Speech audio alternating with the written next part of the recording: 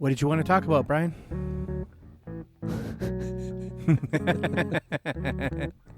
You said just start. I am not prepared. Josh, let's talk about how intuition comes from experience. Sure, sounds kind of interesting. Launch out on the loop as we discuss that today on Curiosity Continuum.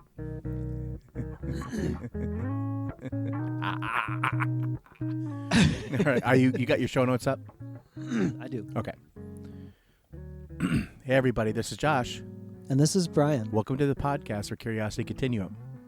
Curiosity Continuum is an industry innovating, non-traditional company passionate about growing wisdom in the next generation. We are the essential bridge between the analog and digital worlds by building collaborative communities that unleash the power of adaptive expertise and innovation needed to thrive in the 21st century. We combine and mix essential elements needed to empower people to succeed in new ways, not possible outside of a creative, thoughtful, diverse community of fellow curious people. Follow us on your favorite podcast app to receive notifications of new content. If you like what you hear and you want to dive deeper, please visit us at curiositycontinuum.com. Thanks for tuning in, and let's start the conversation. I heard this phrase in a conversation, and I really found it really interesting. I wrote it down in my notes, and I kind of just ruminated on it. Because I think, for me, intuition was always something just innate, quote unquote. You either had it or you didn't, or you just knew things. And is there some of that? Probably. Yeah. But experience really, let's just explore the phrase, Josh. That's where I want to start it. Okay. So intuition comes from experience. That's the phrase or the quote or whatever you want to talk about it. I would say it's like it is kind of profound because it's one of those things that makes you kind of think. It's introspective, I would say. It's making you think a little bit about what intuition really is. So I think it might actually be helpful for us to actually kind of talk about intuition and kind of like what we feel it is and what like maybe how this kind of interacts with experience. So I think about like women's intuition, like growing up. Oh, your mom, your mom often. knew you were going to do something bad before you did it. Shout out to my mom who caught me in many of things that way. Hi, Joan. Mm-hmm. Intuition on that side, I guess it's a woman's intuition. Yeah. I mean, you can't really argue that because it is.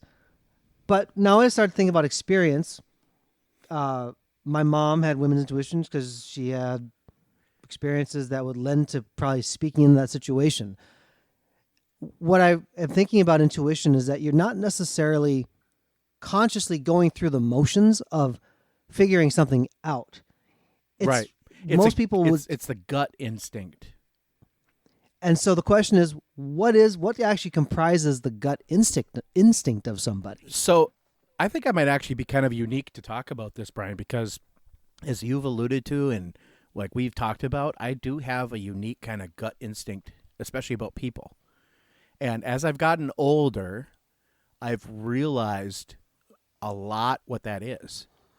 And for me, that is like catching body language and certain inflections in people's voices that they do, like when things are not quite right. And part of that is me knowing people, like knowing cadence of people and what they normally are like, and then when they're not like that.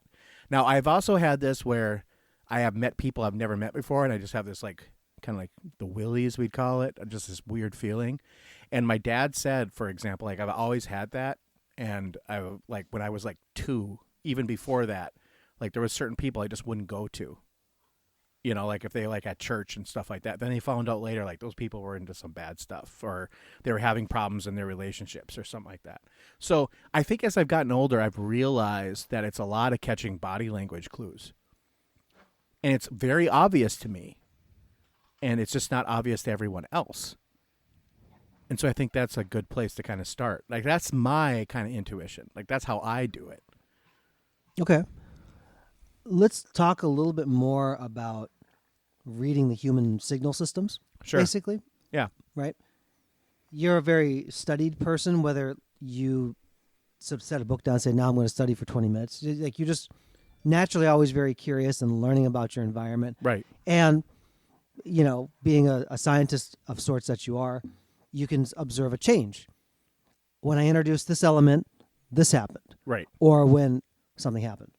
How did you explain this to people when you were right? This is funny to me. There are times growing up when you read a situation and you're like, well, yeah, I knew that like 3 months ago, Brian. I'm like, I didn't know that. Right. But my experience was different than yours, and I'm wired different than you. Honestly, growing up, like, I didn't explain it. I just kind of like lived with it. You know what I mean? Like, in my adult life, I've learned to leverage that in conversation and also for my advantage for things. Like, if I needed something from somebody, I would kind of know the right time to approach them just based on like the cadence of their kind of life going on. Because everyone does this kind of stuff. Like, if their life's going good, they might be kind of like, their personal life, even if it's going good, they might be kind of more open to new things, new ideas, stuff like that. So I do. And then, there's some days you just see people and you're like they're not going to be in a good mood today, And I mean, we all have those ups and downs, and that's just totally normal. But I think sometimes that where I've gotten really good is when people don't even realize that they're in a bad mood or they're not going to be compliant with something that we need as a group or at work or something. And I'm just going to leave them alone today and I'm going to talk to them later. Or I'll phrase a question way differently to make it seem like maybe it's their idea. And I always find that the kind of flattery kind of thing, or you're just not really playing dumb, but you kind of lead the person to the answer that you want. And that's a skill too. You are a very gracious question asker where you're not telling, voluntolding a lot of people. Right. There are times you've done it. I have done it because I've had to. Like, sometimes we don't have the time. I don't have the 3 days to get you to this problem. Like, could you just please come with me on the journey, But that's where I think, like, when I do that kind of thing, Brian, like, that is using my relationship currency, like, for that person. Like, that's you and me. That's not like me and a stranger. Sure. Well, okay, so if we explore that, you and I have a good baseline. Right. In terms of like where we kind of expect we would hover in Right. any given day Right. relationally. Absolutely. Yep. So let me ask this question then. When you've been right or you've seen something, can you give an example of when you had an intuition about something, maybe like consistently wrong? And can you trace back to how it became a wrong intuition about something? Like systematically. I know I what think you're about saying. my own self. Yeah. Like, Go ahead. almost like, what can I think of the word? Well, while you're thinking, let me jump in. Jump. Yep. As I've gone to counseling throughout my life and talked to counselors about different subjects, for me, when you have an adaptation in your understanding, you're doing that because the purpose is to stay attached to your family, right? Right. So you're safe, secure, you're accepted, those type of things. Now, I have wrongfully read motives because I read a motive into the situation.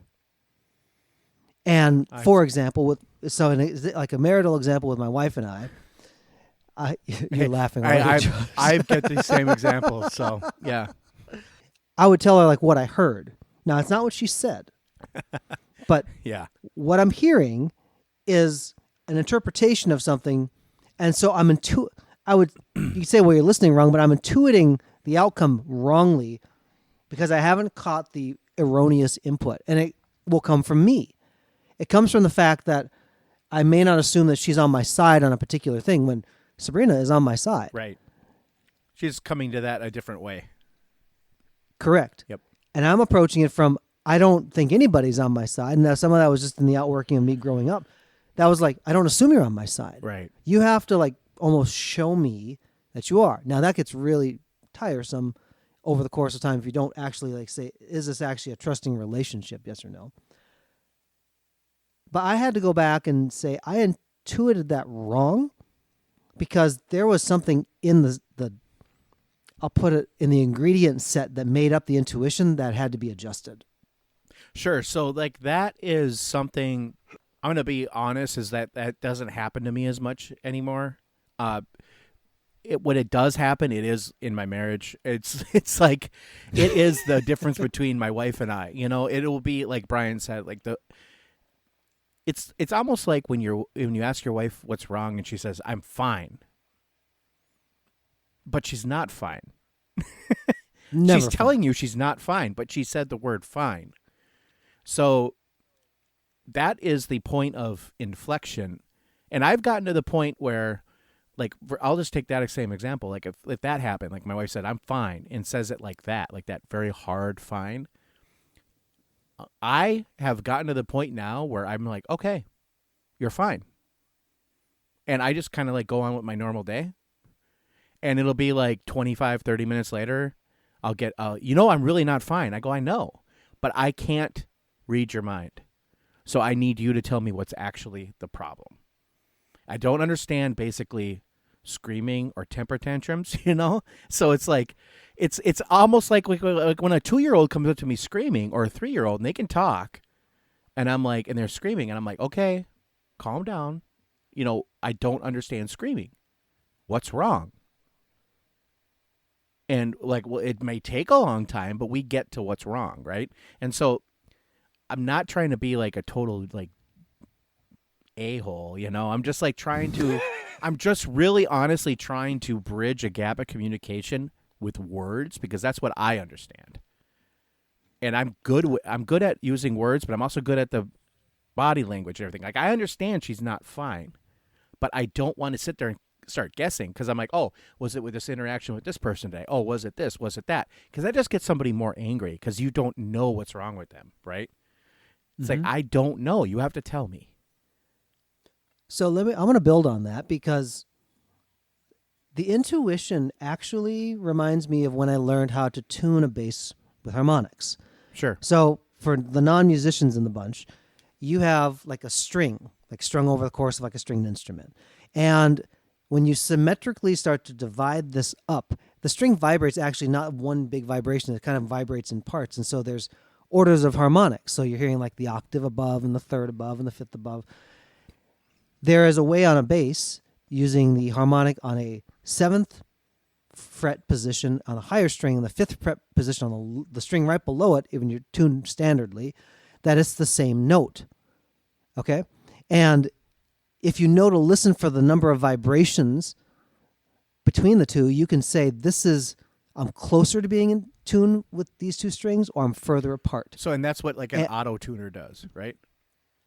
Well, yeah.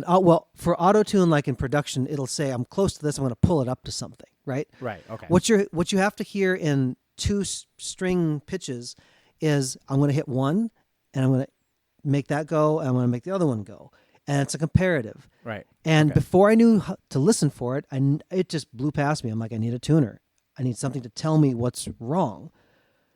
Now I can listen to it. I don't need a tuner, and I can at least get a relative gauge about how those two strings are in pitch to one another, right? As over the years, as I've gotten and I've heard the pitch again and again, I can say this bass is flat or sharp because I've heard it again and again. So I've picked up on the core components that help me get to an indecision because I've learned to pay attention to it. And some of that you learn. I think some of it, like growing up with a family you did, Josh, you probably had to learn, like, is this a good emotional situation? Is it a bad emotional situation? Right. And I was an only child, so I didn't have any other things outside myself to probably gauge that as much as you did, to kind of wrap it back to what you were saying. For real. So, like, yeah, like, I'm not really sure where you want to take it from here, Brian, because that's a good wraparound. That's like a really good kind of like closing to kind of like that whole idea. But what else did you want to explore in this? I think for people to be aware that your intuition is tuned by the different things that you have Gone- caught that you have or go- been taught. Yeah. Yeah. And what it's trying to do actually is build shortcuts Sure. to interpret a situation or to read into it. And in the situations where you don't know the specifics about why somebody's fine or not fine, you may not know that. But you can probably guess something's not okay. Right. You could probably guess the size, the magnitude of the problem, and the dis-ease of the person. Sure. So when you think about your intuition or others' intuitions, think about the next level down, like what informed that kind of quick matrix of shortcuts to be able to get them to a place. Yeah, I think that's a good way to leave it, Brian. Let's leave it there. All right, until next time, this is Josh And this is Brian. for Curiosity Continuum.